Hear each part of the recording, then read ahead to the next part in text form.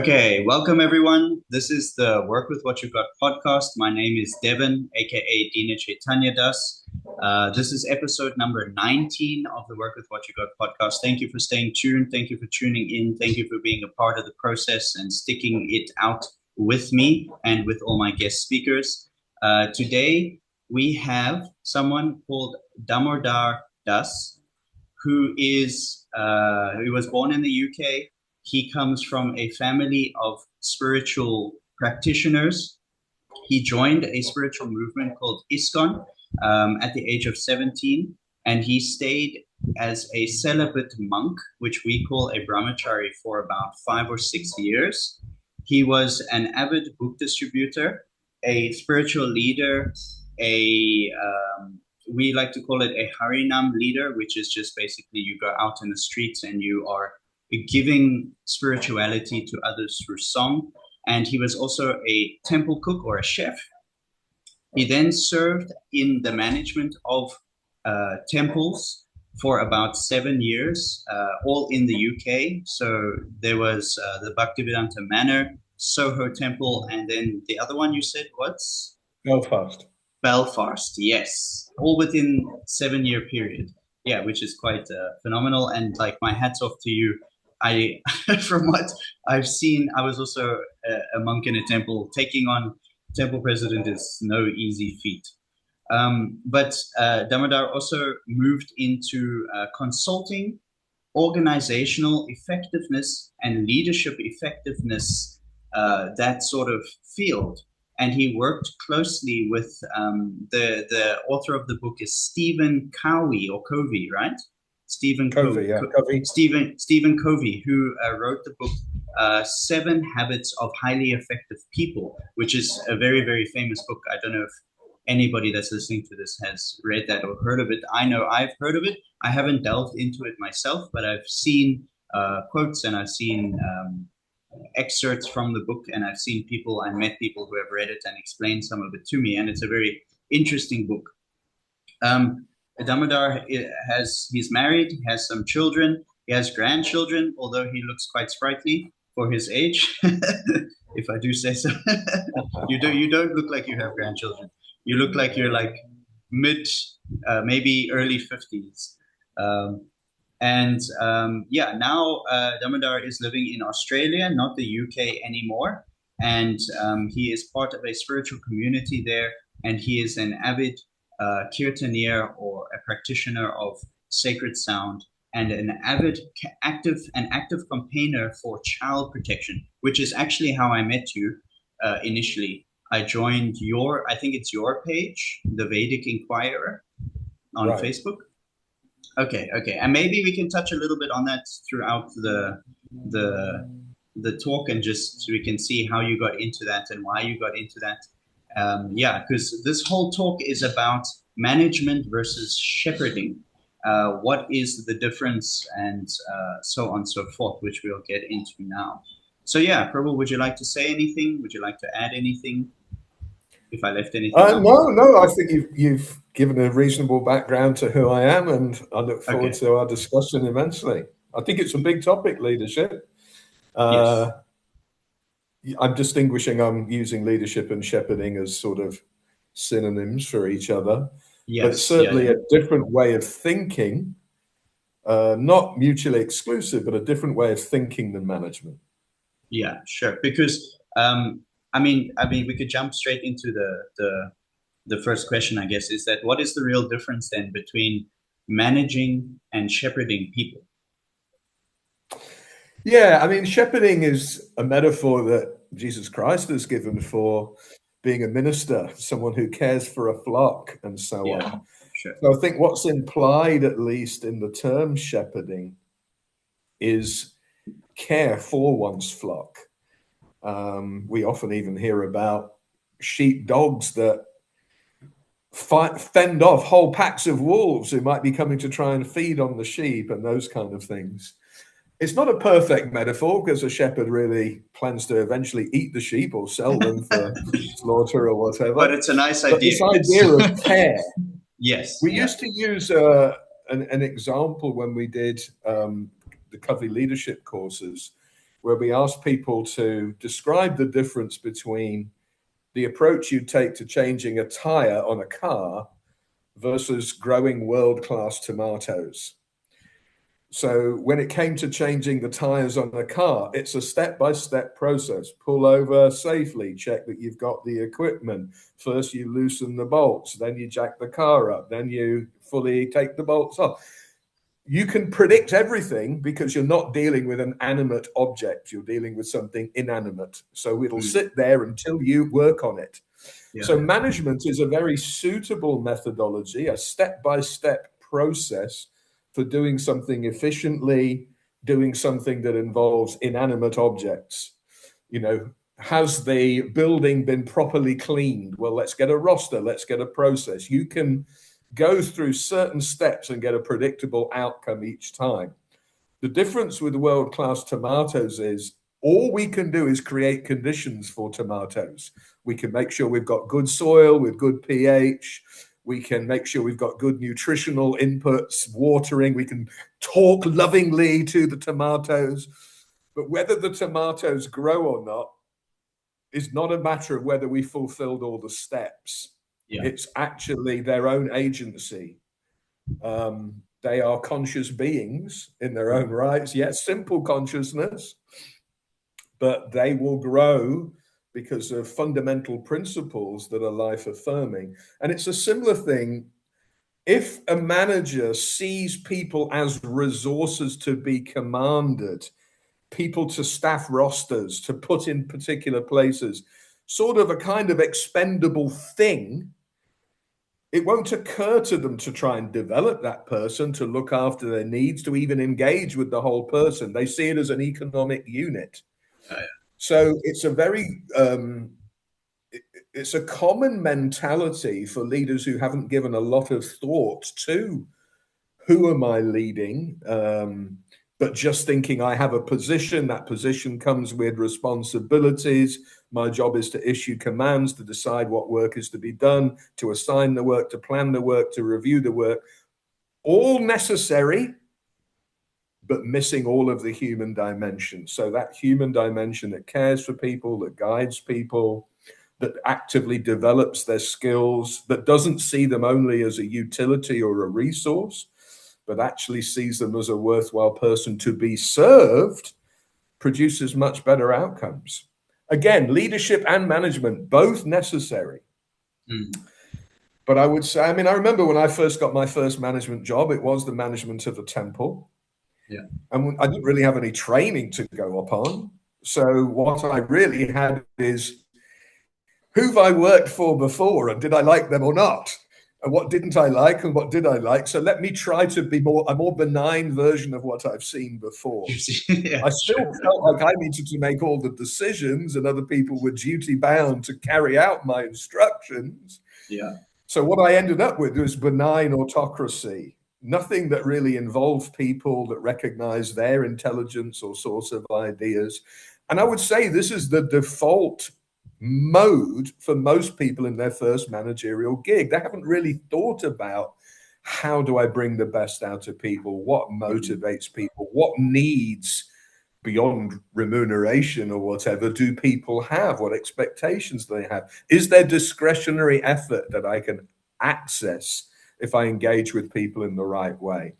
I would say that leadership is much more about being of service to people, service to a group of different stakeholders with different needs, where management is often about just get stuff done using people as a resource. So basically what you're saying is that a lot of managers or so-called leaders today see people as a resource for themselves, as opposed to the other way around, the manager being the resource for the people, whereas the manager or the leader is helping to fan the flames of the people around them. But usually what happens, and my experience as well, is that the manager is just under-equipped. They're a good spiritualist. I mean, the managers I've experienced outside of the workplace, the usual workplace, in a spiritual community, they're just a lot of the time have just been very under-equipped for their role, and they end up just making things very awkward and weird because their ideas about who they are, which I think is a lot of what it comes down to, who they are in terms of their relationship with the divine and their relationship with themselves, is also very weird. And then they tend to like propound this weird sort of state of being to other people, and that makes all of us weird as well because you're the leader and you have a weird relationship with the world, and now your weird relationship is echoing into us, and we're thinking, okay, now we need to do this as well, but it's weird, you know. I don't know if you catch what I'm saying, but I've had that experience multiple times. Yeah, I mean, if we talk about our shared experience, which would be the International Society for Krishna Consciousness, I do think that those who offer themselves as available to do managerial services often are very sincere. They care about the institution. They care about whether or not it meets its goals. They might even have ideas about ways they can improve things. I think very few of them intuitively think, I'm here to be of service. Let's create a shared vision. Let me try to grow other people's talents and so on. Those might come with experience, and most organizations in the secular world not only have talent programs to spot people with leadership potential, but they obviously nurture that potential too. There are development programs. They have leadership frameworks. So what are the behaviors we want from our leaders? What's the experience we want the staff to have, and so on. In the absence of that kind of thinking and design and preparation work, I would say that most people by default are probably benign autocrats. They think that it's on them. They think about, modes of thinking like the chain of command. It's like an old militaristic kind of concept. Yeah, exactly. I'm the captain. I have all of these school. lieutenants that report to me, and then, well, it's early. It's even pre-industrial age thinking, right? Before the industrial age, there weren't really big organizations. There were small bands of people. The only big organizations might, in fact, have been armies. Yeah. And so those militaristic frameworks came across into the early industrial age. And you could say the feudal frameworks. We are the landowners, we are the moneyed up gentry folk, and those sweaty people with the screwdrivers couldn't possibly have ideas that we should, they shouldn't be making decisions. Yeah, it puts people into like a category, right? Or into a box. Which sees them purely in terms of what do I need of them and are they any good at doing it, as opposed to what else could they offer? What do they aspire to be and become? Who are they? What are their talents? And Right. And I mean, I'm with the idea that that system, that old school sort of military, I call it a traditional system because it's very it comes from a very, how do you say, I want to say narrow. It sounds quite negative, but like it's a very black and white way of thinking about leadership and management, and it can be quite effective when everybody just does what you want and you're the leader. You can get things done very quickly, to some extent. That's why people often opt for that kind of system, is because it can be effective if you're managing multiple people or multiple facilities or multiple societies or multiple whatever the case may be. But it starts to lose its creativity. It starts to lose its individual nature. Everybody starts to become very binary in a system like that, where it's just, this is your role, that's what you do, that's it. I'm the leader, you're whatever you are. And then you forget. Yeah. Management is very apt for finite tasks that are fairly simple and require efficiency. And yes, it could be argued that the manager analyzes the needs of the task and its demands, decides what needs to be done, and decides what skills do I need available, and then throws them at it, and then monitors and chases and incentivizes and maybe rewards. So if something is just a pure finite task, that's fine. If there's a degree of complexity and we actually want other people's ideas, the manager doesn't really want other people's ideas. That just adds complexity and confusion. In fact, they would see someone coming up with their own ideas potentially as a competitor. They would see emerging talent as a threat. If they are insecure, if they have an insecure leadership style. I was reading a book somewhere, and they were talking about secure leadership and insecure leadership. And a lot of people take to traditional ideas, but really what they're doing is they're just trying to hide their insecurity behind the traditional structure of things that I've seen. So you get very secure traditional people, and those people I align with quite well. But when I meet insecure traditional people, I don't align with those types of people. It's not that I don't respect those types of people. It's just I can see through the facade that the person is trying to put on. I've had my own experiences in a temple where there was a manager or managers, and they had that insecure leadership style, and it just didn't. I just could see through it every single time. It was annoying for me that I had to sit and I'm not putting myself above these people, but I just had to sit and listen to this when I could see right through it. I could see where it was coming from, and I could see where it was going, and it was just a mismatch of energy. And anyway, so coming back to the point is that there's the two styles of leadership: insecure and secure. And I mean, we've all got a bit of both, I would imagine. But some people hold on to their insecurities more. And this is what I was saying in the beginning, is that when someone's relationship with themselves isn't quite right, not that any of us have a perfect relationship with ourselves, but some of us have a more mature relationship with ourselves, a more healed relationship with ourselves in a larger extent to others. And when your relationship with yourself isn't quite right, and then you get given a position of control, then it starts to propound those unhealed aspects of yourself, and you start to get everything else to move in that same way. Yeah. You could argue that a manager's authority comes from their job description. What decisions have been assigned to me? Yeah. And if you report to me, then what I value in you is obedience and whether you have the skills I need right now. Yeah.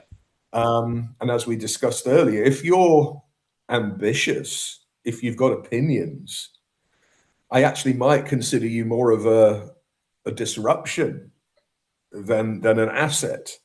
Yeah. Because what I need is good, obedient people who'll carry out the process. There was a fascinating quote I remember that Stephen Covey used to throw around. And he looked at this old industrial age style of thinking. He actually spoke about a very famous old age company called Bethlehem Steel. The steel industry, if you look over the long haul, obviously one of the primary industries, if you like, one of the earliest industrial age industries. It's actually been one of the worst performing. And within it, Bethlehem Steel is the worst performing organization. Very interesting. But there was a gentleman at Bethlehem Steel called Frederick Winslow Taylor. Now, this was a very, very famous person. He came second only to Einstein as person of the 20th century in terms of their influence and impact. This guy basically walked around with a clipboard to watch how work was being carried out in, big smelting factories or whatever. And if he saw that, someone would take some coal with a shovel and then they'd walk 6 steps to the furnace and chuck it in, he would go, well, what if we gave them a shovel that was 50% larger, could carry more? What if we could reduce it to 2 steps? And so he invented something called scientific management. And it was very much time and motion studies, this kind of idea. Here's what he said of human beings. The more docile they are, as in ready to take instruction, the more their mentality resembles that of an ox, the more useful they are to my finely tuned machine. In other words, human variation was a problem in his mind, because that's where the human, unlike the predictable machine, might, strike up a conversation or get distracted or get political. Or so his whole idea is, if I could find a machine that would do these jobs, all the better. I don't want a thinking human. Yeah.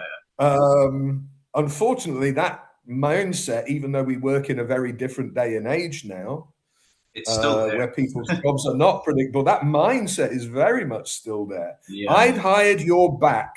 I do not want your mind. I don't care about your heart, and I don't care about whether you have a sense of meaning and purpose. I just want obedience, and I'll give you a paycheck to compensate you for your time. I don't expect your work to be enjoyable. I don't expect your work to be meaningful. If I could find a machine to do it, I would. Oh, AI's coming, great. Great. That is the mindset that, fills a lot of people's heads, because the goal in their mind is purely shareholder enrichment. There is no other purpose to an organization than enriching the owner. Everything else is sacrificable towards that noble end. So it's utilitarian. It's quite ugly. Yeah. And especially in an organization like the International Society for Krishna Consciousness, which largely requires volunteer efforts, we have to understand that, someone will show up if you chuck some money at a task, and they'll do what it takes to get that paycheck. But if you want them to bring their mind, their initiative, their entrepreneurship, or any other higher qualities, those actually require sort of a discretionary access. Those are voluntary. You can't demand them. You can't insist upon them. You have to earn that level of commitment. And that means you start engaging with a person in a different way. Yeah, inspire them. So have we got a worthy purpose, a worthy cause? Yeah. Does my behavior evoke a sense of, respect in you, natural respect? Are we doing something morally worthy? Are we actually adding value to customers' lives, or are we just making a quick buck here? What is the meaning that I'm giving to the work? Yes. So, yes, great. So, sorry, just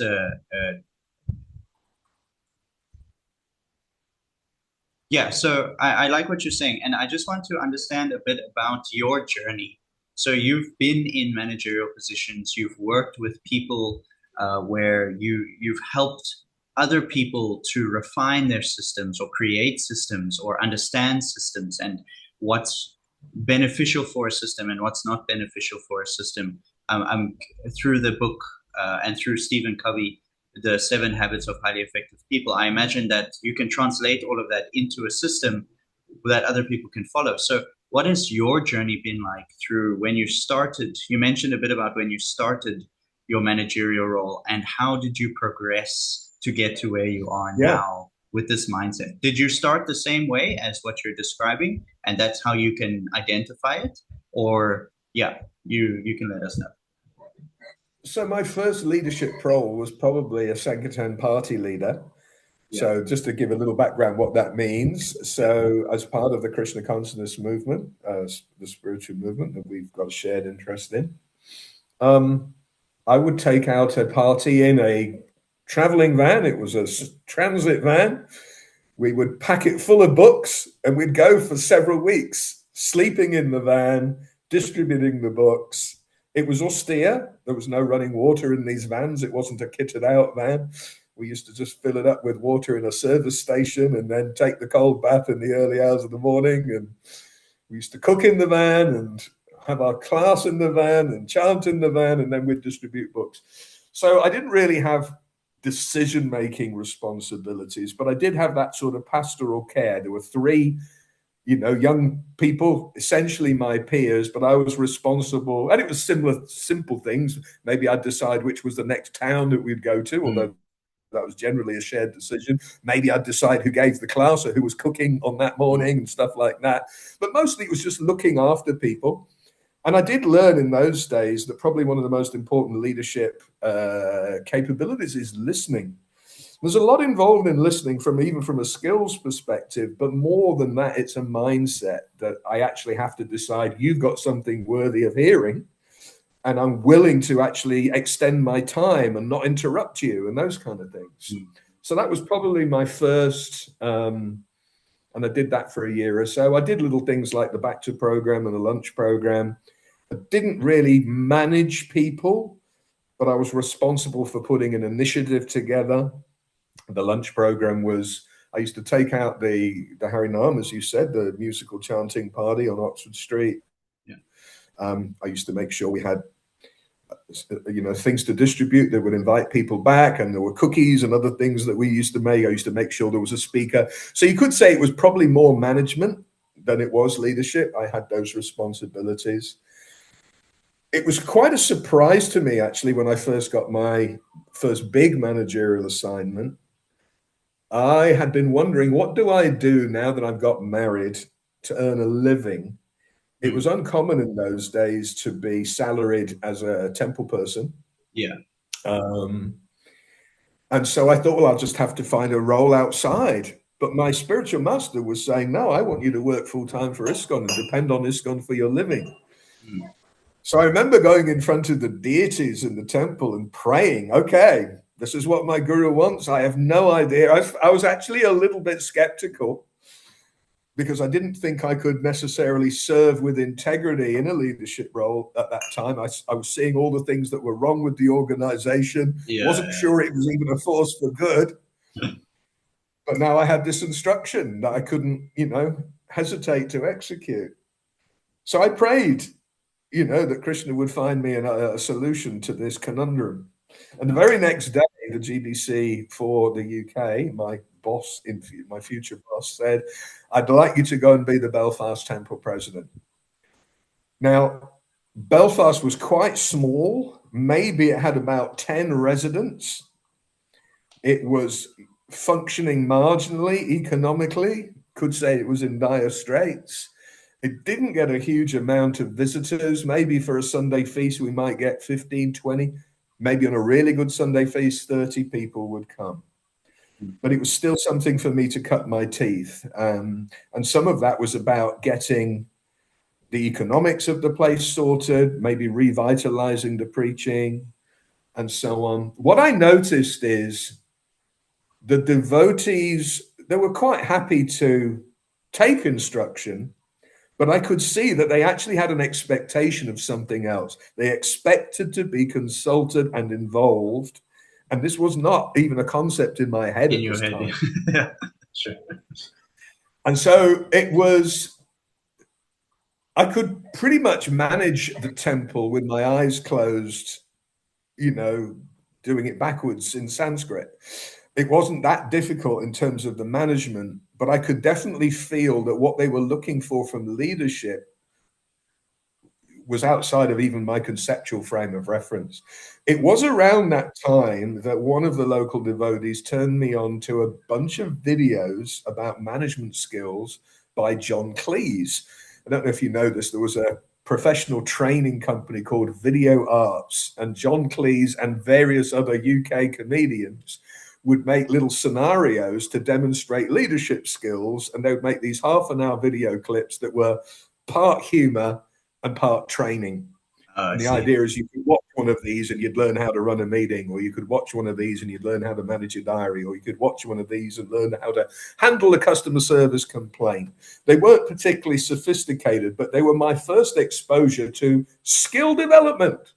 And I instantly thought, oh, okay. It's not that devotees naturally know the answers to everything. There are skills.